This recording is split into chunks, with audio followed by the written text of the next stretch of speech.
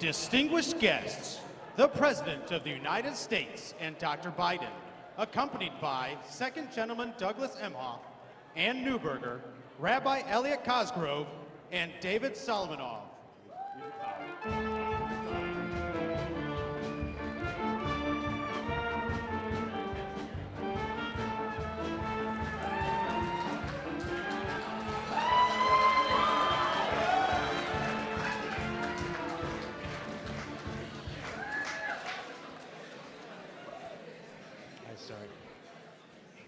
Ready?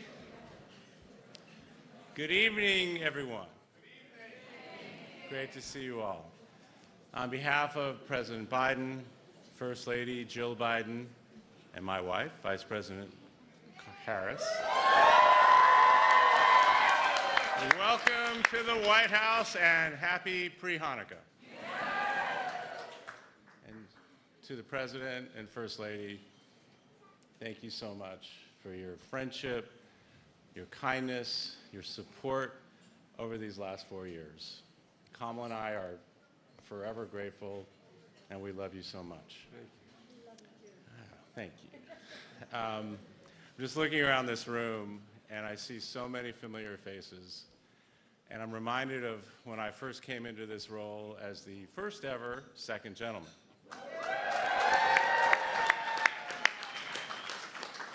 And many of you have heard me say this before. Now, I thought being the first man ever in this role was going to be a pretty big deal. And it was. But it turned out that being the first Jewish person ever to be a White House principal was an even bigger deal. And I promised that I would continue as Second Gentleman to live openly, proudly, and with joy as a Jewish person. And that's exactly what I did. And with Kamala's love and encouragement, I was able to do that every step of the way. So thank you, Kamala. Kamala and I proudly affixed a mezuzah on our doorpost at the Vice President's residence. There's actually two mezuzahs, a mezuzot, as I've been told. We've hosted Shabbat dinners. We've welcomed students to our home for Rosh Hashanah. We held Passover Seders and sang Dayenu. And every Hanukkah, we light our menorah and place it in the window for the entire world to see. And this year, we're going to do it again. And this year, as we prepared to leave a legacy of our time at the Vice President's residence, we planted a pomegranate tree. This tree commemorates both the pain and perseverance of the Jewish people, and it also honors the victims of October 7th and those who were taken hostage on that horrific day in Israel and those who are still being held captive. But even as we saw anti-Semitism continue to grow and rise in our country and around the world, I walked around with my head held high, my shoulders and chest back, so proud to be a Jew. And everywhere I went, I encouraged our community to do the same, not to cower and not to live in fear, ever. And in spite of this scourge of anti-Semitism, we came together. And I was proud to host many of you at a round table at the White House where we discussed how to overcome this hate. And then we worked together to create the first ever national strategy to counter anti-Semitism. And we could not have done it without this guy, President Biden. We really couldn't. This is historic. And I want to thank you for that and your steadfast leadership and commitment for prioritizing this strategy and making sure that we got it done. And after the strategy was complete, I traveled around the country and around the world, building coalitions and uniting people of all different backgrounds. Because we know hate, it's like a venom coursing through the veins of our democracy. We all need to be against it. So our work does not stop here. It does not stop when we leave the White House. So tonight, I am rededicating myself to fighting anti-Semitism and hatred of all kinds. And I'm going to continue to speak out when it matters most, and I'm going to continue to show up for our community when these challenges persist. Last year, I had the honor of visiting the town where my great-grandparents were from, in the old country. I never thought that this kid, born in Brooklyn, raised in Jersey, whose great-grandparents fled persecution from what is now Poland, would be standing here today in the White House with the President of the United States. I am so honored to have served as your nation's first ever second gentleman, and I thank you for welcoming me so warmly. So now, please join me in welcoming Deputy National Security Advisor for Cyber and Emerging Technology, Ann Neuberger. Thank you so much.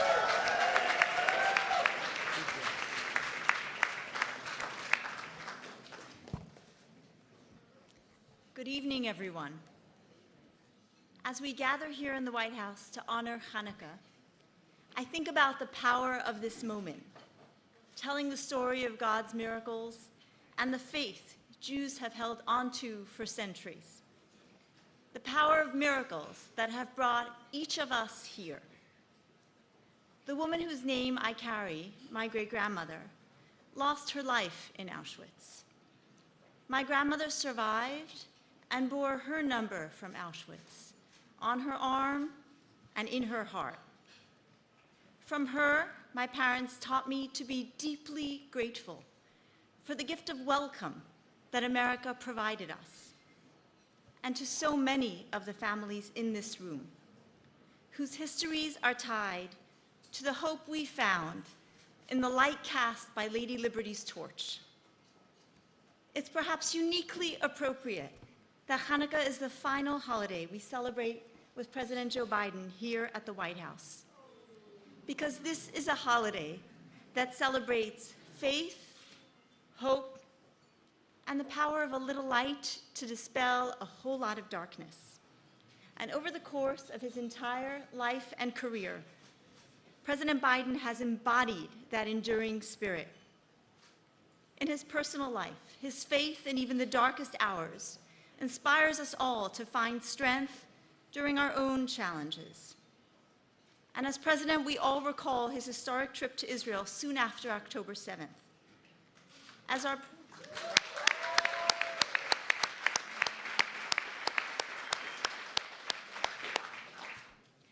our people reeled from pain, President Joe Biden came to pay a Shiva call.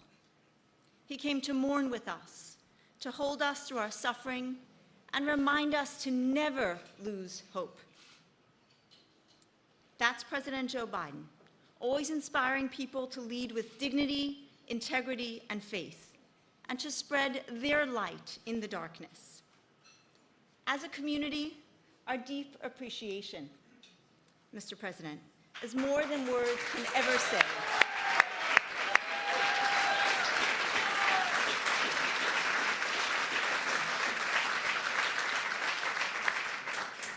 And I personally feel so blessed and grateful to be among the countless lives you've touched. Thank you for your leadership and for all you represent to the Jewish community, to America, and to the world. Ladies and gentlemen, please welcome the President of the United States.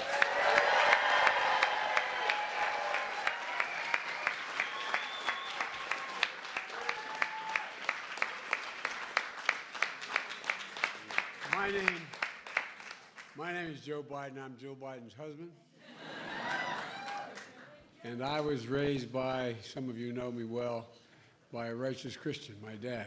My dad used to come home and rail against the fact that we didn't let the ship in after Auschwitz. We didn't bomb the railroad tracks, etc. And my dad would always talk about our obligations. And my dad was the one who inspired me. And I see my fellow father-in-law out there, Ronnie Olivier. Ronnie is a good friend. And what happened was that my dad always thought that we had an obligation to step up and talk about what happened. And he inspired me to take every one of my children and grandchildren, when they reached the age of 14, their first trip in an aircraft overseas was to Auschwitz, to the camp, that I wanted them to see what it was like. I wanted them to see that no one could have misunderstood what was going on in those camps. And so they toured the camps. They toured them, so I wanted them to know that you couldn't pretend it didn't happen, and it should never happen again. And so I learned a long time ago, you don't have to be a Jew to be a Zionist. I'm a Zionist.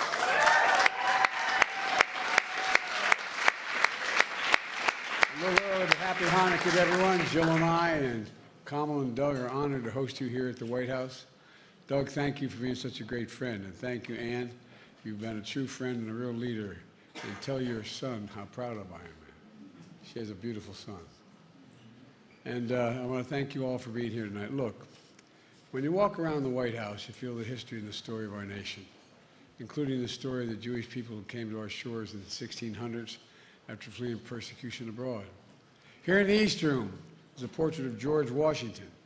In 1790, a local Jewish leader from Newport, Rhode Island, wrote a letter to President Washington, expressing his hope that America would be a nation of religious freedom for all its citizens, a nation which, quote, gives bigotry no sanction and persecution no assistance. Like the ancient Hanukkah story when the Jewish Maccabees fought for religious freedom thousands of years ago, the letter to George Washington echoed the same vision for freedom. And ever since, the values and contributions of the Jewish Americans have shaped the very foundation and character of our nation.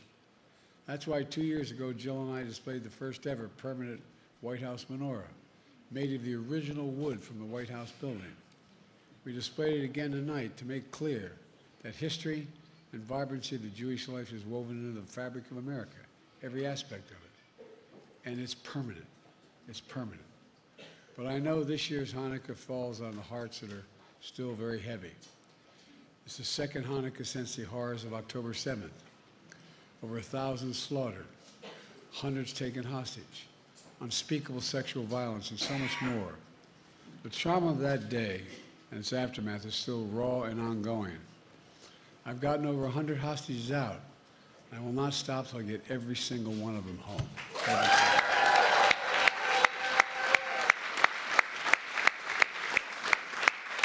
Last month, we secured a ceasefire between Israel and Lebanon so residents can safely return home. I've said many times before, my commitment to the safety of the Jewish people and security of Israel and its right to exist as an independent nation state remains ironclad.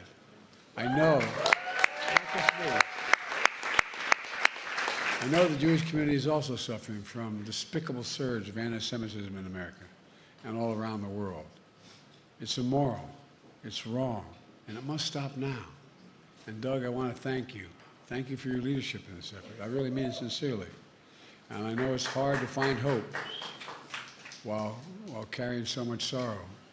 But from my perspective, the Jewish people have always embodied the duality of pain and joy. You know, the late Rabbi Jonathan Sacks said, "A people that can walk through a valley of shadow of death and still rejoice is a people that cannot be defeated by any force of fear." Any force of fear. That resilience and that capacity to find faith and joy despite centuries of persecution and pain is your light.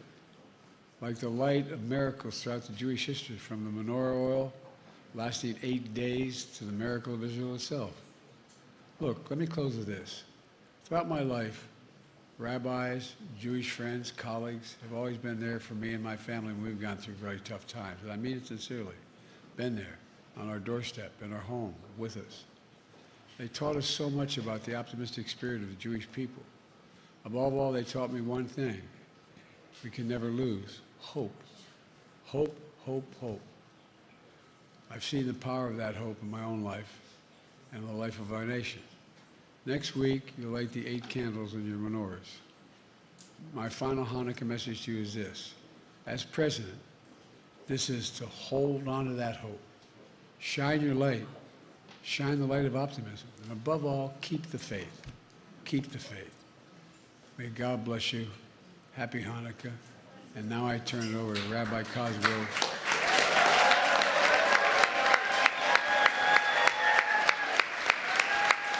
Rabbi Cosgrove, who, by the way, who I visited his synagogue in New York. He was so nice to me afterward, too. Rabbi, it's all yours, kid. Go get him.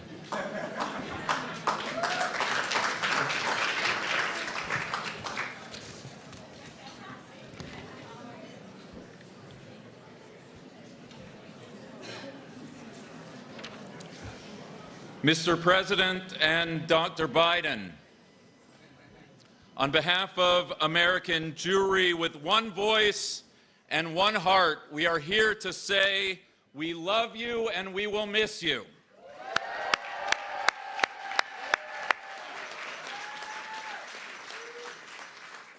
We love you for your lifelong friendship with and support for the Jewish people, the lessons taught to you by your father of blessed memory on the price of inaction, and the lessons you have taught us all on the perils of indifference.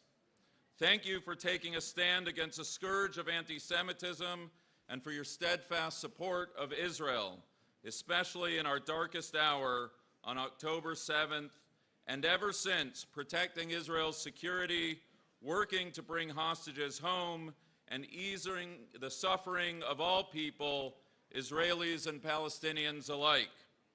Thank you for the legacy you leave for all of us of empathy, of civility, and being a mensch that is the heart of our great nation. Mr. President and Dr. Biden, for all these and so many more reasons, we love you and we will miss you.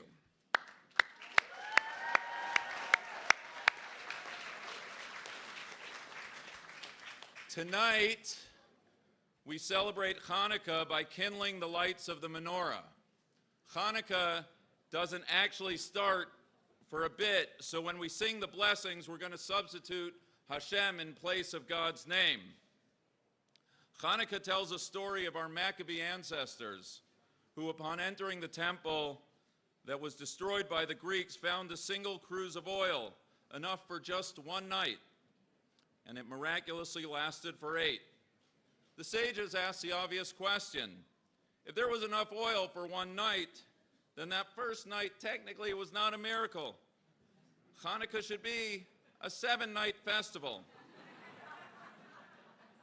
And while explanations abound for the miracle of the first night, the one that I believe speaks most urgently to this moment is that upon entering the ruins of the temple, one imagines that our ancestors asked themselves, how can we possibly get through this darkness? And yet, they did not give in to despair.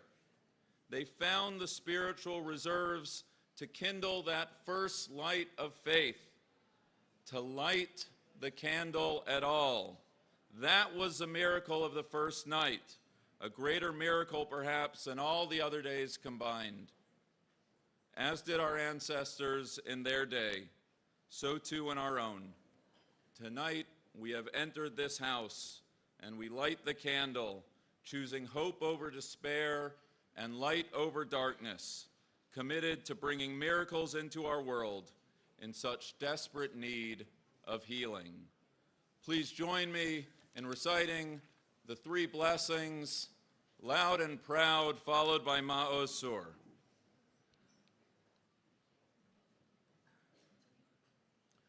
Baruch atah Adoshem, Elokeinu melech haolam, asher kitshanu b'mitzvotav, v'tzivanu lehadlik ner shel Hanukkah.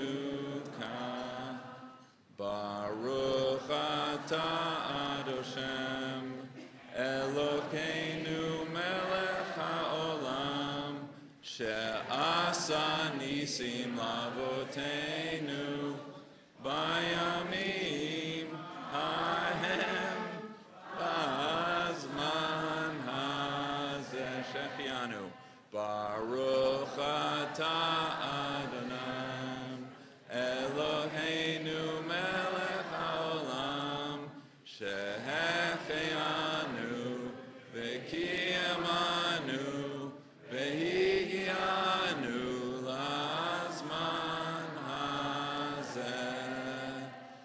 Ma'oz Sur Yeshuati, lecha na'el leshabeach, tikon beit tefilati, v'sham toda nezabeach, le'tachim